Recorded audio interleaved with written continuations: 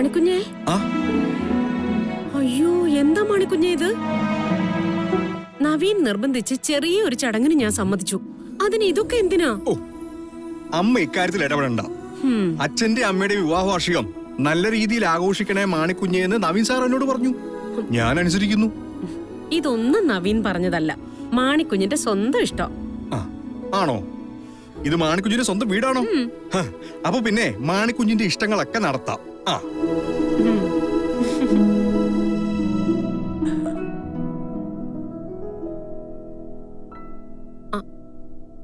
ഇതിന്റെ ഒന്നും ആവശ്യമില്ലായിരുന്നു എന്ന് ഞാൻ പറയായിരുന്നു നന്ദേട്ടാ. കുറച്ചുകൂടെ സമയം കിട്ടിയിരുന്നെങ്കിലേ നാട് മുഴുവനും അറിയുന്ന ഒരു സംഭവമാക്കി മാറ്റിയേനെ. എന്റെ അച്ഛ, ഇപ്പോഴത്തെ കാലത്ത് ഒരു വാർഷികാഘോഷം എന്നൊക്കെ പറഞ്ഞാലേ എന്ത് ബഹളാ.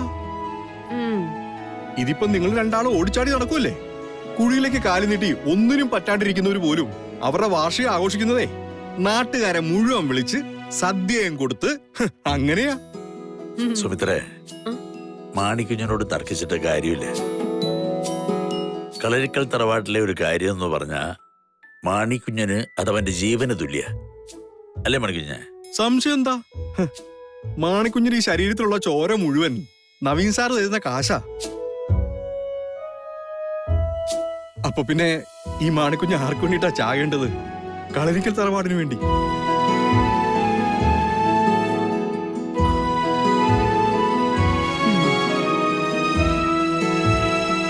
എന്താണോ മാണിക്കുഞ്ഞെ വലിയ വീരവാദമൊക്കെ മുഴക്കുന്നേ?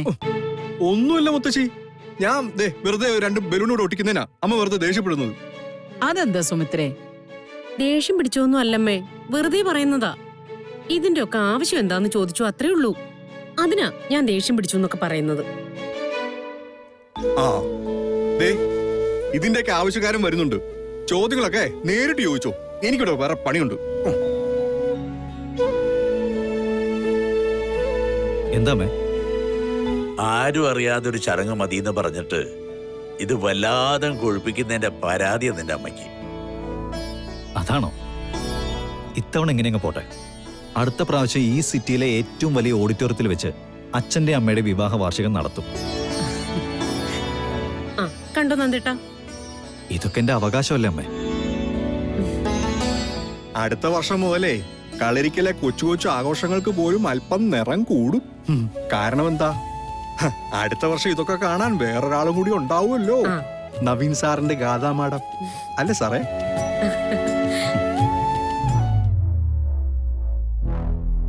മതി മതി, ചെയ്യാനുള്ളതൊക്കെ പെട്ടെന്ന് ആയിക്കോട്ടെ.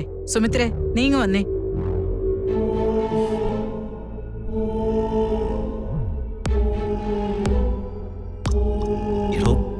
തനിക്കിതൊക്കെ ഒന്ന് പതുക്കെ പറഞ്ഞൂടെ? ഞാനിവിടെ നിന്നുകൊണ്ട് പതുക്കെ പറഞ്ഞിട്ട് ആര് കേൾക്കാനാ? അതുകൊണ്ടാ ഉറക്കെ പറഞ്ഞത്. ഓ, തന്റെ ഒരു കാര്യം.